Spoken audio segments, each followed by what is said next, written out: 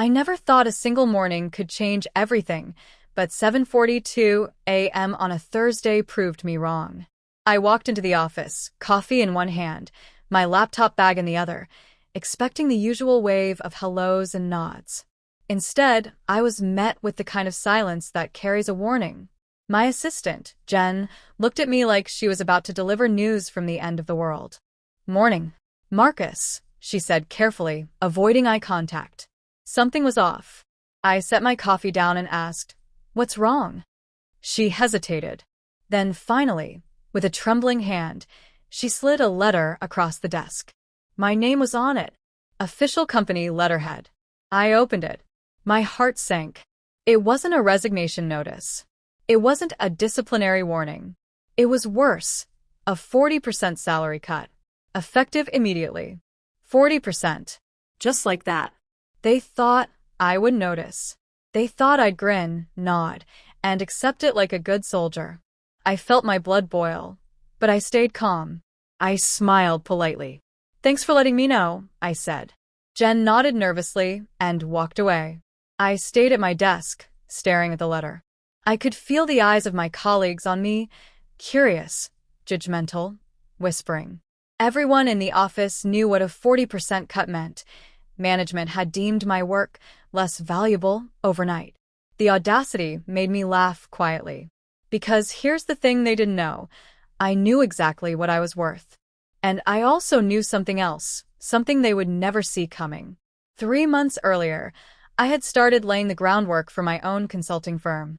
Nothing fancy, just an idea, a few trusted contacts, some contracts, and a secret backup database with client contacts and project details that were strictly confidential, under the table. Yes, but legally mine because I had acquired them independently before signing my current contract. And now, the moment of truth had arrived. I took a deep breath and started my plan. Step 1. I needed access. My email was already forwarded to my personal account, thanks to a minor oversight in IT policy. Step 2. I needed time. Step 3. I needed precision. Every client had a preference, a contract, a history. I couldn't just send an email saying, "Bye, see you at my new firm." That would ruin everything I had built and possibly land me in legal trouble. So I started small. First, I compiled a list of all active clients I managed personally over the last 5 years. I cross-checked every detail: billing info, project milestones, communication preferences. Every document, every spreadsheet, every email thread. Then I created a personalized transition proposal for each client, framed as a strategic opportunity that benefited them. I remember sitting at my desk late into the night, drafting emails like a surgeon making precise cuts. Each word mattered. Tone, wording, timing. I couldn't afford a single mistake. By 10 p.m., I had all of them ready. All clients had proposals tailored, presented as if they were the idea of the client, not me. A psychological move that would ensure loyalty. Then came the transfer. I didn't just email them. I scheduled calls, one by one, using my personal number and Zoom accounts I had preset. I spoke to every single client in my list, highlighting opportunities my new firm could offer that their current firm couldn't: flexibility, responsiveness, cost optimization, and an exclusive incentive package. I kept it professional, almost detached, but persuasive. By midnight, I had confirmations from several clients agreeing to move their accounts to my new firm once contracts were finalized. And then I paused. I could have celebrated. I could have smirked. I could have sent a cheeky email to my boss. But instead, I remembered one thing. This wasn't about revenge. It was about leverage. The more clients I transferred successfully, the more pressure I could put on them, without ever stepping into a courtroom or a fight. I spent the next day preparing. Every transfer, every document, every client file was double-checked. I made sure there was no trace linking back to the methods I used, only to my prior work and established trust with clients. By 2 a.m., the groundwork was solid. The next morning, I walked into the office, coffee again in hand, pretending nothing had changed. My boss, Mr. Langston, called me into his office. He looked smug, as if the 40% cut had already broken me. "Marcus, how are you adjusting to the new salary?" he asked, smirking. I smiled. Calm. Actually, I'm doing fine, thank you. Adjustments are part of growth, after all. He frowned. I expected a different attitude. I didn't reply. Silence is a far more powerful weapon than words in moments like this. By the afternoon, whispers began circulating. Clients were contacting the office, asking for project updates, clarifications, and confirming their transition to my new firm. The panic in management was palpable. Emails flew faster than ever. Calls escalated. By 4 p.m., Mr. Langston's office phone was ringing constantly. He could barely get through a conversation before another client called him directly. And then came the moment I had been waiting for. I received an email from HR, addressed to me but CC'd to the executive team. Marcus, we have received complaints regarding client outreach. Please explain your actions immediately. I smiled. A measured, controlled smile. They didn't know. They still didn't understand. Because in reality, the complaints weren't complaints at all. They were confirmations. My clients were transferring voluntarily. Every single email, call, and signed agreement was fully within my rights. By 6 p.m., the office atmosphere had shifted. The energy had changed from smug superiority to panic. Mr. Langston was pacing. HR was frantic. Colleagues were whispering. And me? I stayed calm, collected, pretending to be as oblivious as the day had started. Because the real power lies in perception. If they believed I was struggling under the 40% cut, they would underestimate me. And while they underestimated me, I controlled the real game. By the end of the day, half of my major clients had agreed to transfer completely. Their panic was audible over every internal call I overheard. By the time I left the office that evening, I knew I had done something few could imagine. I had turned a salary cut into a launch pad, transforming a corporate setback into a full-scale client migration. Walking to my car, I realized that the moment they decided to cut my pay without warning, they had inadvertently given me the leverage I needed. The audacity that once fueled my frustration was now my strongest weapon. And deep down, I knew this was only the beginning. Because when a company underestimates your value, they don't just lose money, they lose control. And I was about to take full advantage of that. The next morning, the office felt different, like stepping into a building that had been quietly poisoned. The energy was thick, heavy with unease. My colleagues avoided eye contact. Whispers followed me down the hall, and I could almost hear the internal panic growing louder with every passing minute. I smiled quietly to myself. They didn't know it yet, but the game had changed, and I was already 3 moves ahead. By 8 a.m., my inbox was flooded. Emails from clients confirming their transition, polite notes of thanks for the personal attention, questions about timelines. Every single message reinforced what I already knew. I had not just survived the 40% salary cut. They had inadvertently handed me the keys to the next chapter of my career. But I couldn't let my excitement show. Not yet. The moment I allowed them to sense my confidence, they would double down, retaliate, and try to regain control. I needed patience. I needed strategy. And above all, I needed the timing to be perfect. Around mid-morning, Mr. Langston, my boss, stormed into my office, his face a mix of frustration and disbelief. "Marcus," he began, voice sharp. "What is going on?" "I'm receiving calls from multiple clients, your clients, saying they're no longer under our management." "Explain yourself." I leaned back in my chair, fingers steepled.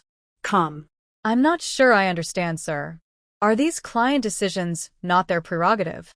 He froze, his face twitching. "Prerogative? You mean to say you encouraged them to leave?" I smiled faintly. "I haven't encouraged anyone.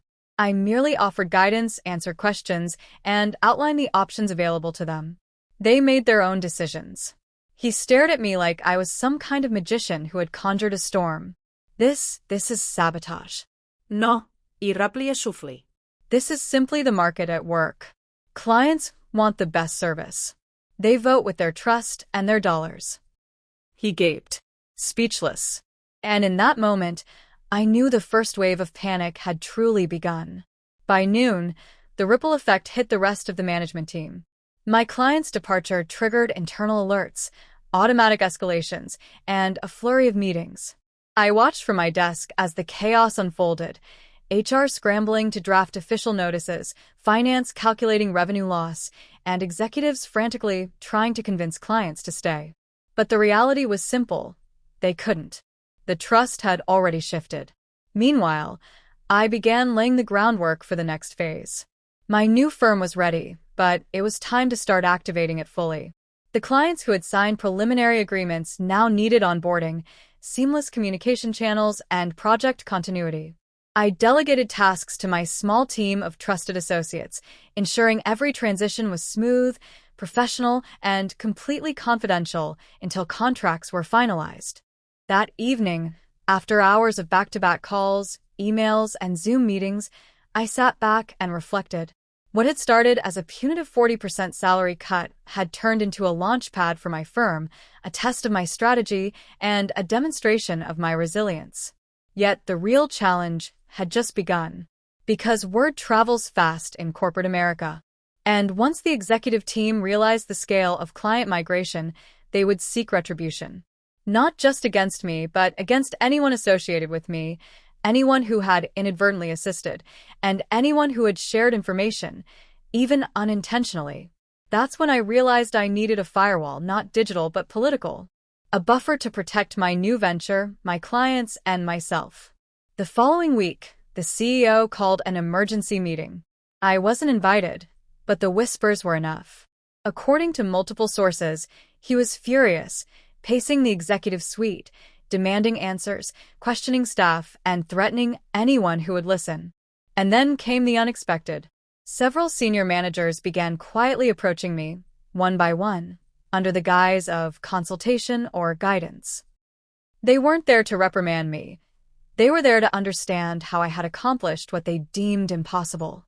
How had I, overnight, orchestrated a transition that preserved client trust while simultaneously avoiding legal pitfalls? How had I moved so quickly, so efficiently, with zero traceable mistakes? I answered carefully, revealing nothing, offering generic advice, and maintaining plausible deniability. Their curiosity turned to admiration, or fear. Either way, it worked in my favor. Meanwhile, the CEO was growing increasingly erratic. Internal communications leaked to me, fragments of angry emails, panicked messages, and frantic conference calls. He blamed IT, blamed finance, blamed HR, but never anticipated that a single individual, me, could turn the tide. By day 10, half of my clients had officially transferred their accounts to my firm.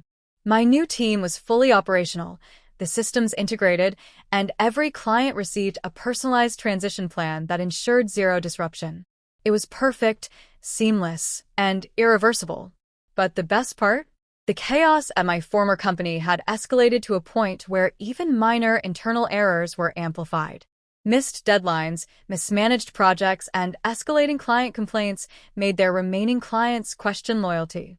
The very culture of incompetence they had fostered now worked against them. On day 15, I received a confidential message from one of the CFO's assistants, an email marked urgent, private.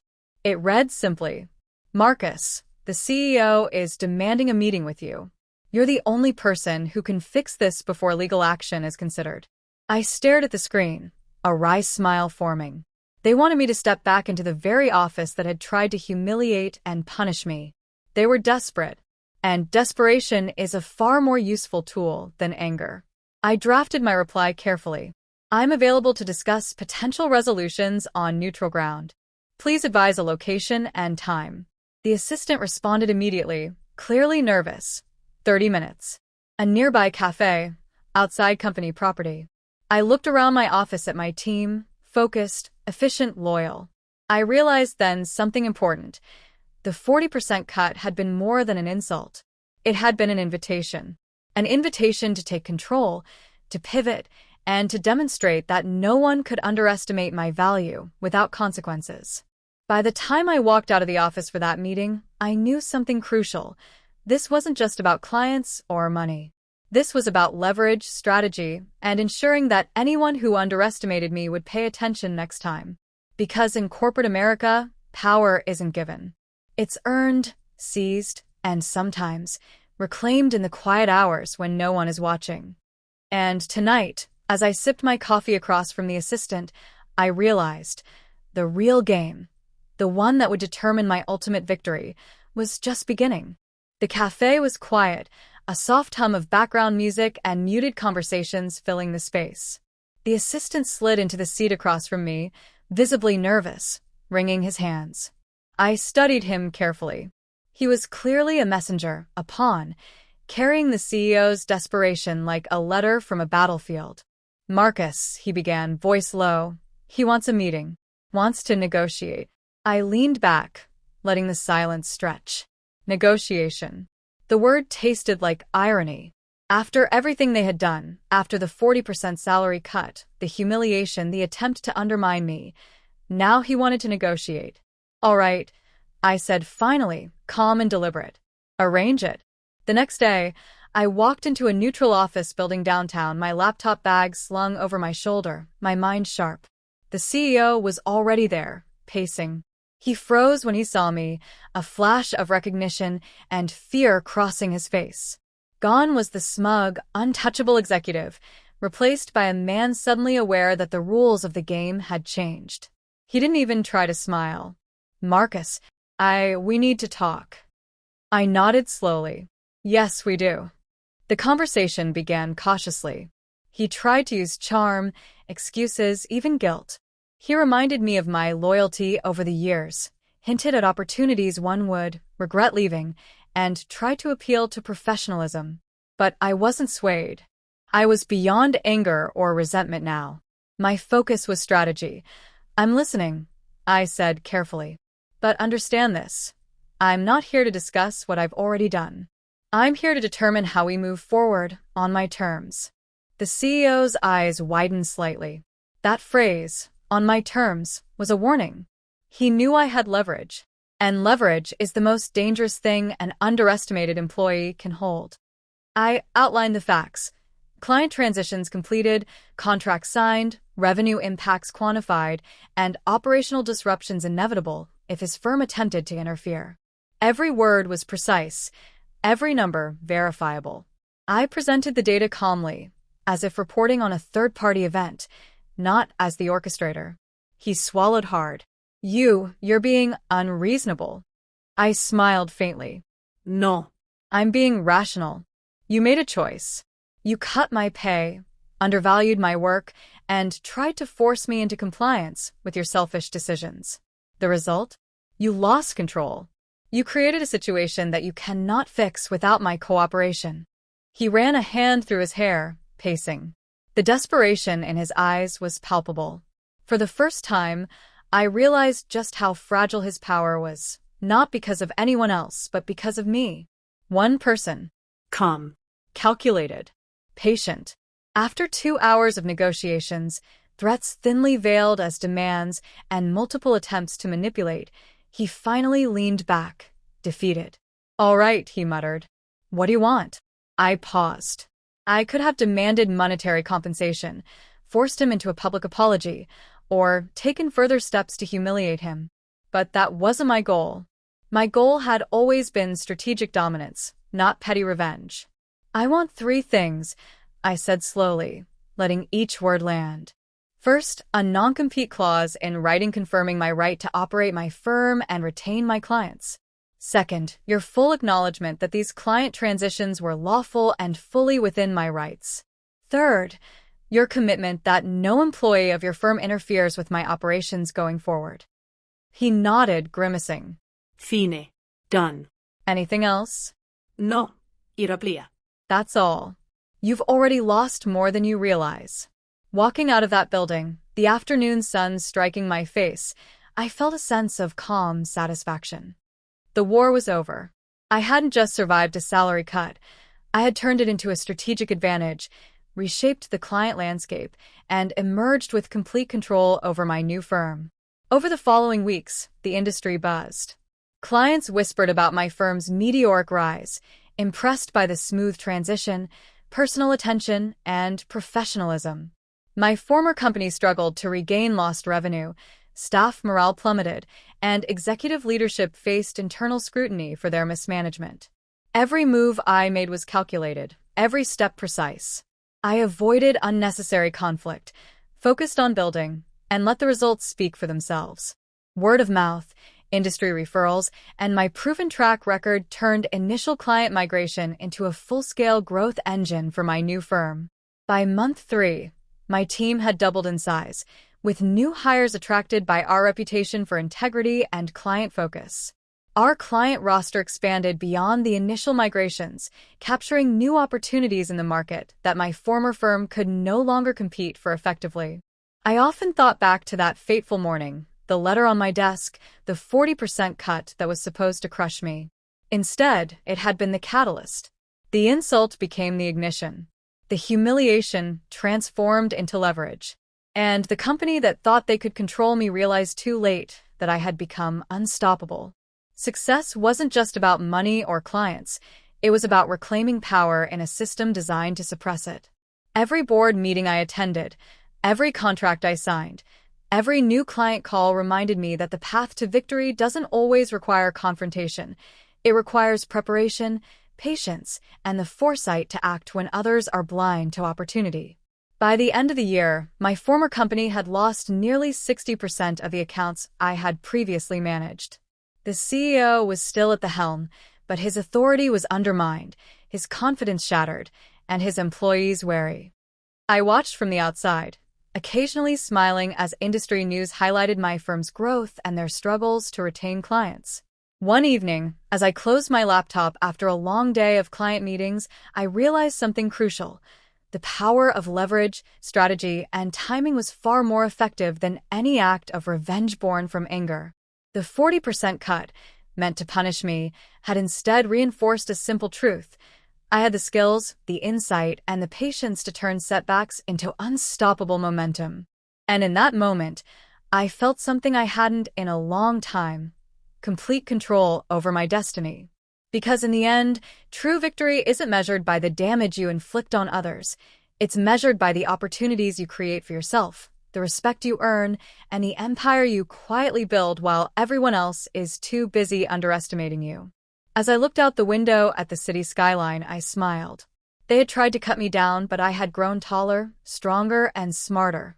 And every client now in my firm was a testament to one simple fact: the world belongs to those who are ready to seize it, even when the doors seem closed. I poured myself a glass of water, leaned back, and thought quietly, if a 40% cut could lead to this, I couldn't wait to see what the next challenge would bring. Because I was no longer just surviving in corporate America. I was thriving, and nothing could stop me now. If you enjoyed this story, don't forget to hit the like button, subscribe to the channel, and leave a comment below to share your thoughts. And stay tuned for more thrilling revenge stories.